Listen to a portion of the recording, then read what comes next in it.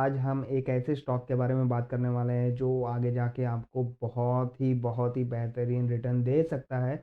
On the basis of fundamentals हम बात करेंगे एंड डेफिनेटली जैसे कि आप जानते हैं कि कोई भी ऐसी एक पेनी स्टॉक जो आज के डेट में पेनी स्टॉक है बट आगे जाके वो एक मल्टी बैगर रिटर्न आपको दे सकती है, मल्टी बैगर स्टॉक्स आगे जाके बन सकता है। तो चलिए मल्टी बैगर स्टॉक के बारे में जानने के पहले हम ये चीज़ समझते हैं कि अगर आपको कोई कहे कि भैया आज एक एक्स वाई जेड कंपनी है जो 10 रुपये में मिल रही है या उसके स्टॉक जो है 10 रुपये में मिल रहे हैं एंड आगे जाके वो 100 रुपये 1,000 रुपये बन सकती है। ठीक है, मतलब उसका स्टॉक का वैल्यू आज 10 रुपये है तो कल को जाके वो 100 रुपये या 1,000 रुपये हो सकता है।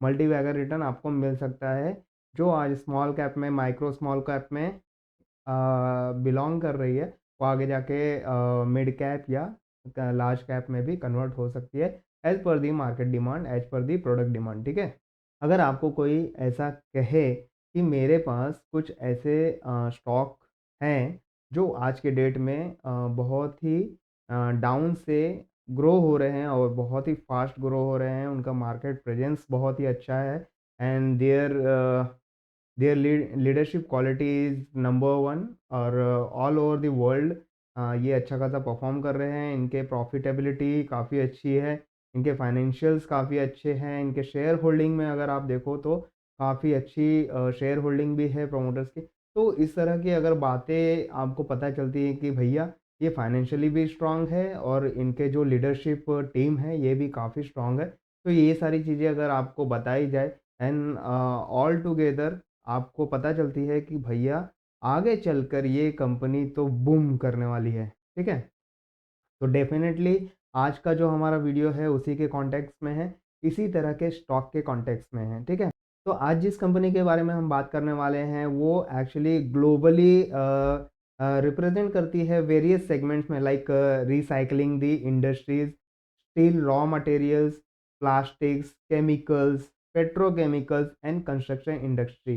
तो एक्चुअल में क्या है कि ये एक ऐसी कंपनी है जो एक सर्विस बेस्ड कंपनी है, सर्विस प्रोवाइड करती है। It is a network, it it makes the network between the manufacturers, ठीक है, मैन्युफैक्चरर्स और कंज्यूमर। ठीक है, जो मैन्युफैक्चरर्स हैं एंड कंज्यूमर्स हैं उनके बीच में एक एज ए इंटरफेस काम करती है, एक नेटवर्क के माध्यम से काम करती है कि भैया आप दोनों कनेक्ट नहीं हो सकते एक साथ, तो मैं बीच में एक ब्रिज बन जाता हूँ और मैं आप दोनों को कनेक्ट करता हूँ। तो इस तरह से ग्लोबली इनका प्रेजेंस है, 15 देशों में इनका अच्छा खासा प्रेजेंस है एंड बहुत ही तेज़ी से ग्रो हो रहे हैं। इनका जो बिज़नेस रिलेशनशिप है एंड कस्टमर रिलेशनशिप है वो काफ़ी ज़्यादा काबिले तारीफ़ है।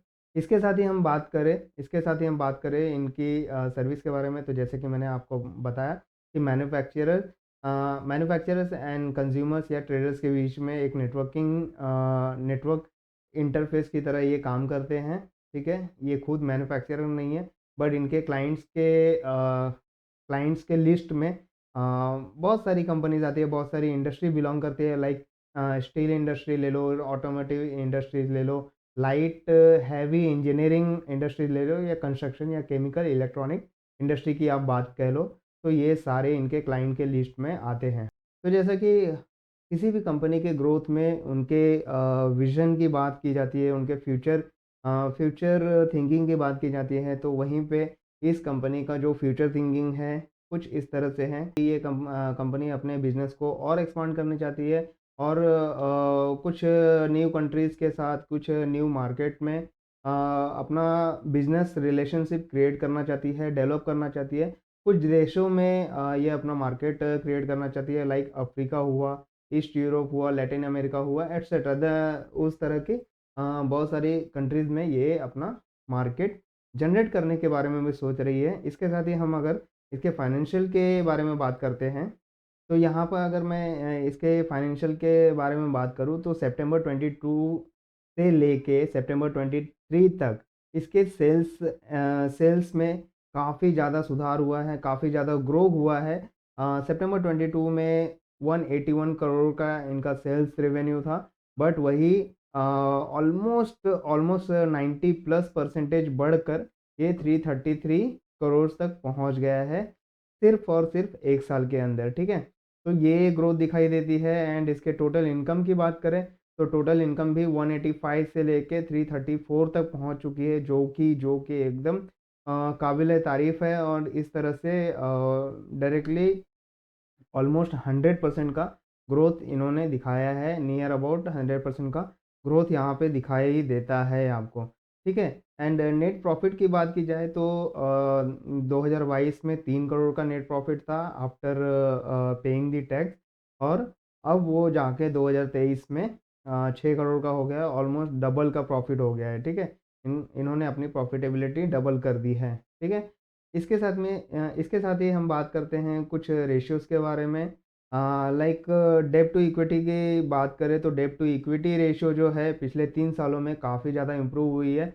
2.76 से इम्प्रूव होके आज के डेट में अगर देखो तो 1.74 का डेब्ट टू इक्विटी रेशियो है, जो कि बताता है कि इस कंपनी के ऊपर बहुत ज़्यादा ही लोन नहीं है। बहुत सारे लोन इन्होंने कम कर दिए हैं, बट थोड़े कैपेक्स के लिए या कुछ चीज़ों के लिए जो कंपनी के ग्रोथ में सहायक हो, उसके लिए कुछ लोन्स इन्हें लेने पड़ते हैं। तो डेफ़िनेटली ये हो सकता है 1.74 जो हो अभी शायद इनके कैपेक्स के लिए हो, बट फिर भी अगर आपको एग्ज़ैक्ट नहीं पता है तो आप ये देख सकते हैं कि मार्च 2020 से मार्च 23 तक जो डेब्ट टू इक्विटी रेशियो है, ये 2.76 से घटकर 1.74 हो चुकी है, जो कि काफ़ी ज़्यादा इम्प्रेसिव है। इसके साथ ही अगर रिटर्न की बात की जाए तो आरओसी जो है इनका ऑलमोस्ट ग्रोइंग मोड पर है। एंड 2020 से अगर आरओसी देखें तो 15 से बढ़कर आज के डेट में ये 54 का आरओसी जनरेट कर चुका है। एंड रिटर्न ऑन इक्विटी की बात की जाए तो डेफ़िनेटली मार्च 2020 से लेके मार्च 2020 में आरओई इसका 1.84 था, जो कि आज के डेट में 9.77 है, जो कि सच में एक उभरती हुई कंपनी को रिप्रेजेंट कर रही है। ये सारे जो डेटा हैं, एक उभरती हुई कंपनी को रिप्रेजेंट कर रही है।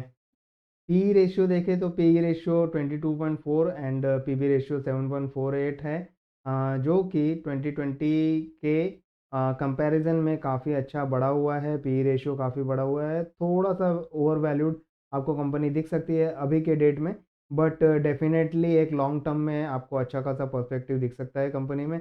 एंड वहीं अगर शेयर होल्डिंग की बात करें तो शेयर होल्डिंग इस कंपनी में प्रोमोटर्स की काफ़ी बड़ी शेयर होल्डिंग है। एंड ये शेयर होल्डिंग ऑलमोस्ट आपको 73.24% तक दिखाई दे सकती है। प्रोमोटर की शेयर होल्डिंग 73.24% की है। वहीं अगर बात करूँ तो अदर्स में जो कि पब्लिक होल्डिंग आती है 26.76% की पब्लिक होल्डिंग है। यहाँ पे कोई भी परसेंटेज ऑफ शेयर्स प्लेस नहीं किए गए हैं प्रोमोटर्स के द्वारा, मतलब यहाँ पे जो सारे शेयर्स हैं काफ़ी सेफ है, प्लेस नहीं किए गए हैं, गिरवी नहीं रखे गए हैं, तो ये भी एक पॉजिटिविटी दर्शाती है कंपनी के बारे में।